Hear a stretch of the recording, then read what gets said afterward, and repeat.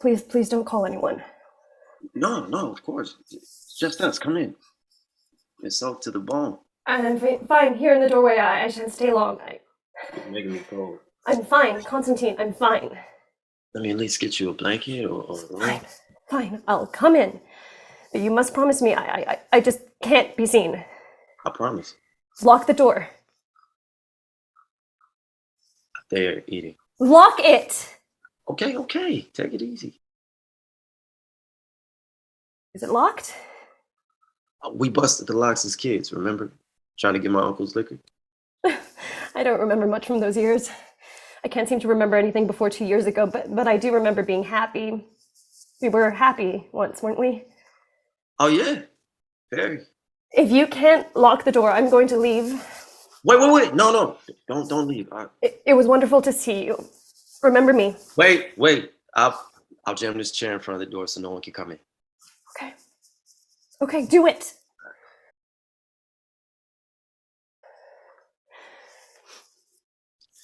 All right, now come in. Sit down. Oh, no, I haven't sat still since I was in the hospital with the baby.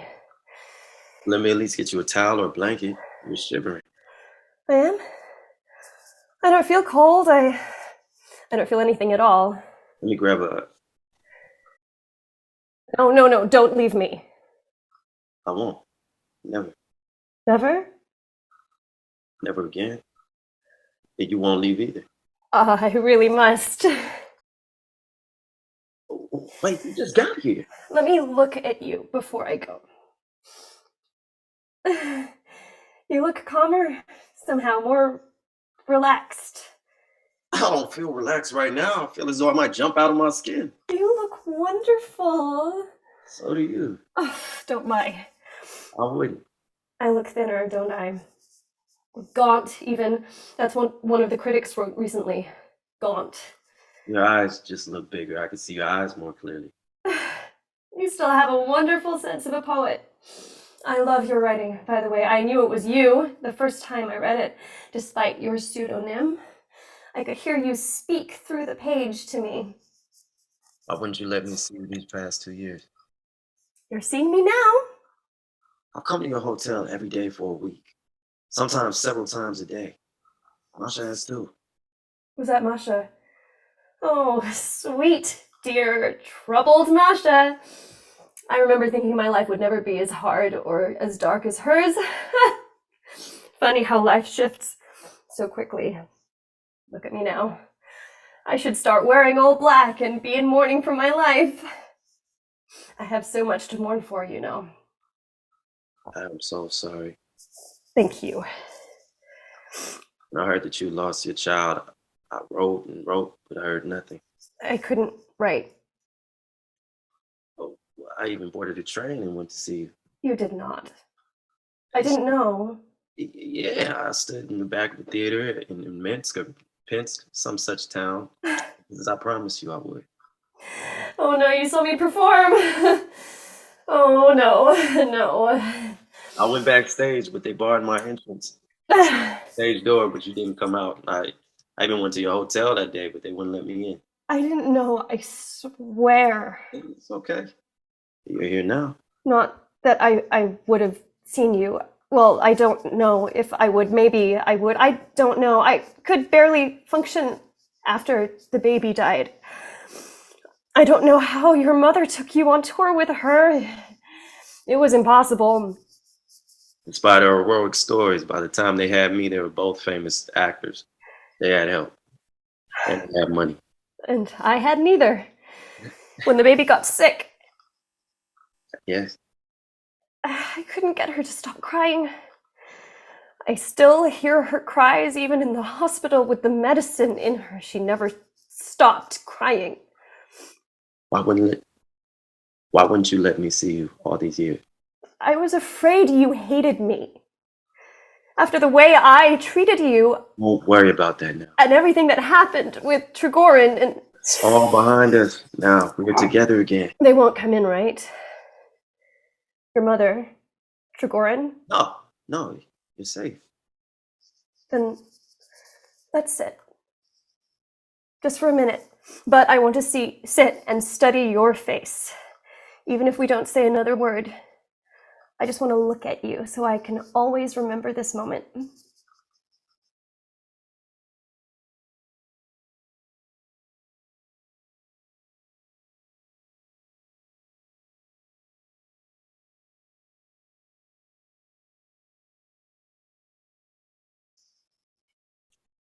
I'll miss you.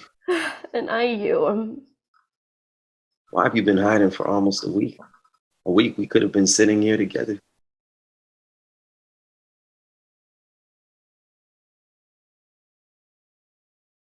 I have been here every night. I have been down to the lake every night. It's the only place I've known happiness in years. And I sit on our stage, where I first acted and first knew freedom. Medvenko even chased me last night with the dog. I was afraid to knock. I was afraid you would send me off, and I couldn't handle that rejection. Not another one. Another one? The critics. Trigorin. Of course. Say no more. Do not, in fact, speak of him while we are together. I shan't. Thank you. Thank you for understanding. She sees the stuffed seagull. What is this? I'm embarrassed to say. Is that the very same seagull? The one I shot for you? Yes. Childish. It was beautiful that you did that for me.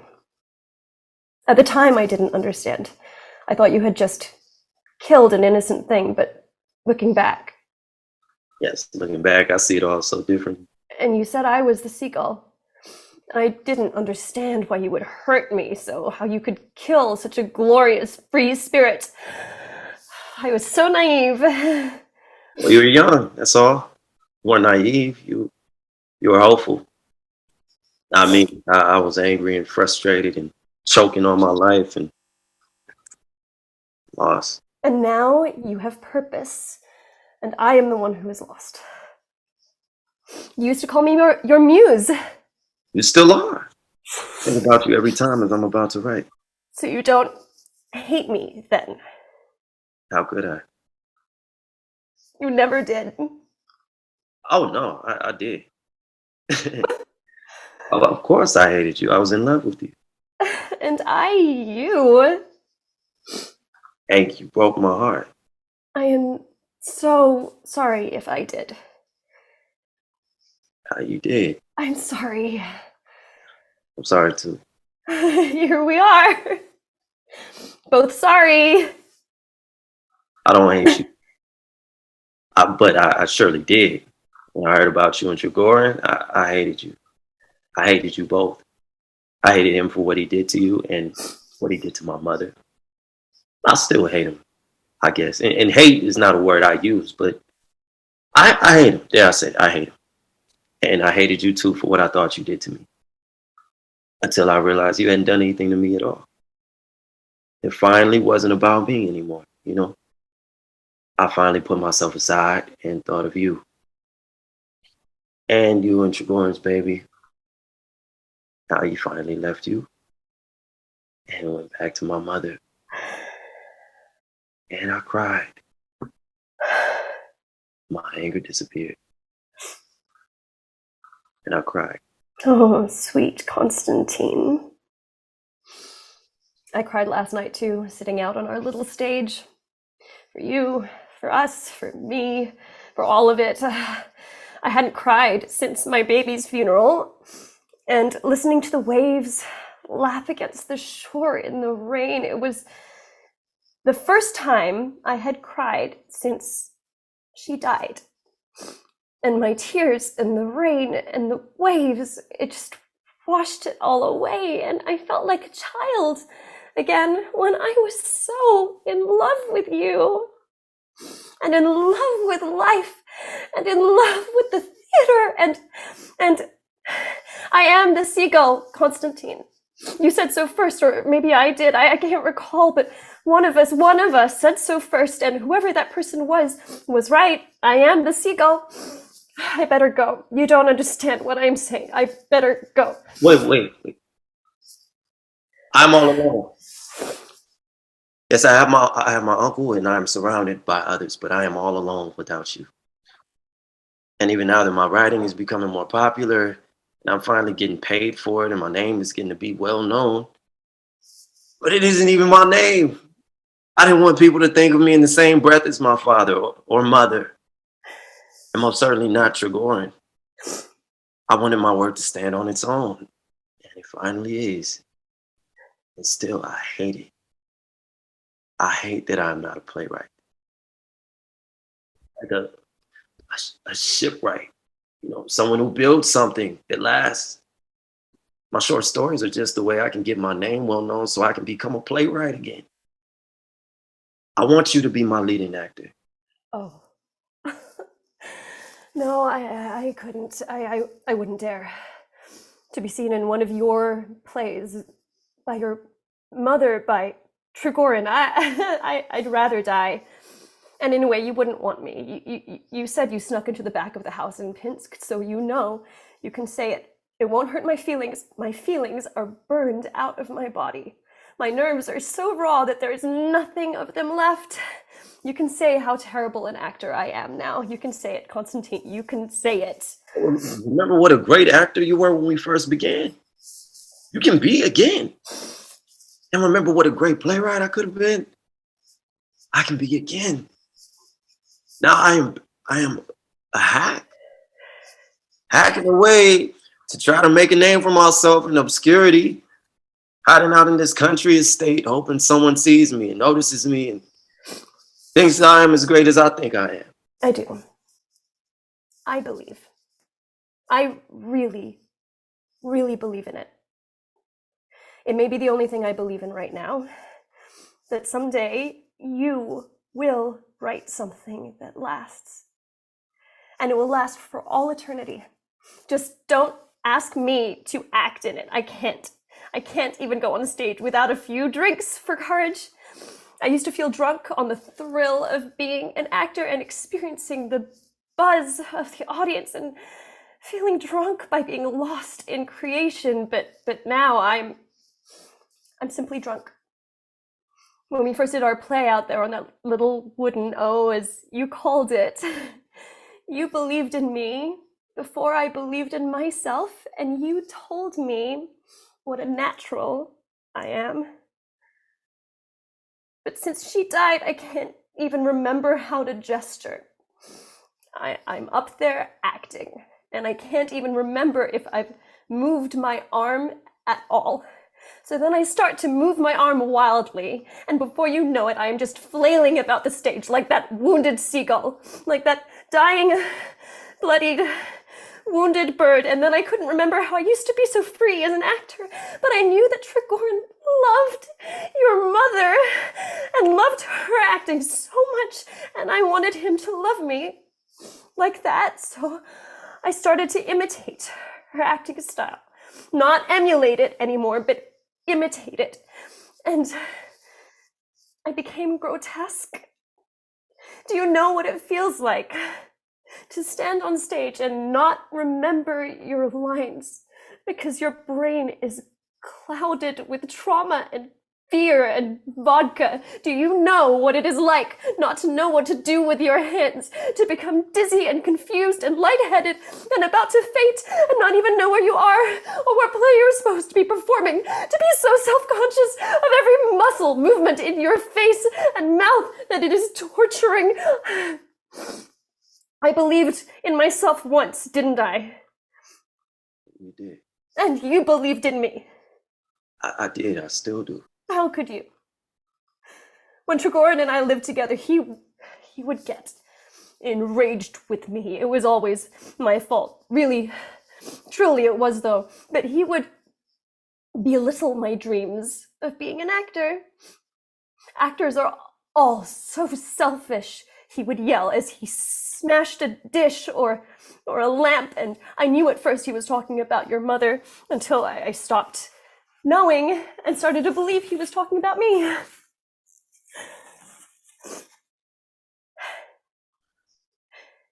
I really must go. I leave in the morning for the outskirts of Russia, traveling third class with the peasants. I must go, in fact, even though I want to stay with you in this room forever. I am under contract through the winter. Let me come with you. I can ride anywhere. And leave your uncle? Oh, your kind uncle. How I love and miss him so. He would want me to go with you. He wants me to be happy. I heard he is unwell and may not last much longer. That's the gossip in town, at least. My uncle will no doubt outlive us all. Stay with him. Oh, how I wish I could see him again. And give him one last kiss goodbye. How I wish I could see them all. Masha. Oh, Masha. We acted like we hated each other when we were kids, but secretly we loved each other more than sisters. Maybe I could see them for a... She goes to the door and moves the chair and opens the door. She stops. There are sounds of regalement in the other room. I can hear his laugh. I would recognize it anywhere. Nina closes the door quietly. It haunts my sleep, his laugh, as if I sleep at all anymore. His laughter and our baby's cries haunt me without cease. You must rest. Let me get you some food. He goes to open the door again. No. You mustn't open the door again and tell no one that I was here. Let me give you some money at least so you can travel first class and buy some new clothes. I know from my mother how much it costs to be an actor. Buy costumes. I don't want your money. And what can I give you? You've already given me my greatest gifts in my life, Constantine. My first love. My first kiss. My first chance on the stage. All my firsts. What did you write in your play?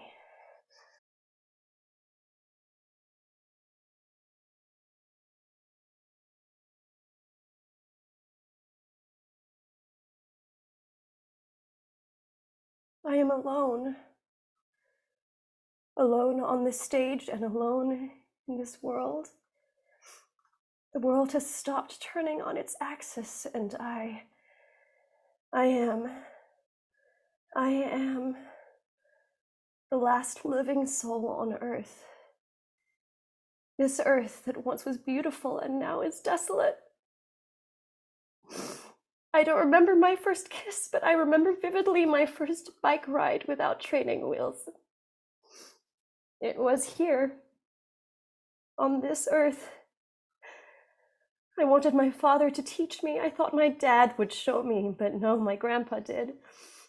I remember him running behind me, behind my bike on this earth, cheering wildly and yelling at me to pedal and pedal harder and pedal still.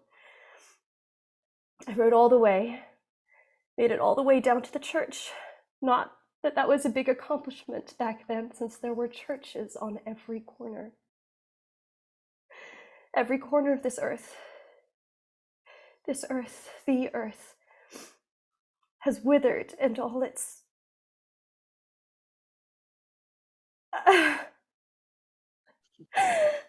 amazing. I still know the lines all those years ago, and I went up at the exact same moment. It's a great line, a marvelous line. The earth is withered, and now so am I. I am the withered earth, but I am the seagull. You called yourself that before I did, Nina. Because you said the seagulls fly home to the water. Well, you are home at the water now. Finally. Again. Tomorrow Trigorin leaves this place and I can make certain that he never returns. Please. You can go back to the inn now, but return tomorrow once he's gone. You can fly home here again. Never leave. Didn't you tell me that some seagulls never even touch the earth. Or was that Trigorin who said that? Yes. He said that some seagulls, they just fly and fly and fly. Well, Constantine, I am that seagull. I will never find a home, and I will fly and never touch the earth again, for I am that seagull. She runs and hugs him. He kisses her. It is passionate. It lasts a beat or two too long. She breaks off. No, it wouldn't be fair if I did that to you. This house is already full of unrequited love. I couldn't be another person who someone loves and cannot love them back. I could not do that to you, Constantine. Even though Trigorin has literally ripped my heart out of my womb, and my heart stopped and cried and died, and I still cry in my sleep, I still love him. I love him even more now than I ever did when we were together. I think I love the idea of him, and love that he could never love me back. I became addicted to his cruelty. I want to break myself from that, but here I am again, banging on the door in the middle of a storm, secretly hoping beyond hope that he would see me here and somehow take me back. Like that stuffed bird, I simply sat as a trophy on his mantle. I am the seagull, after all, and now I must fly off. She exits. He chases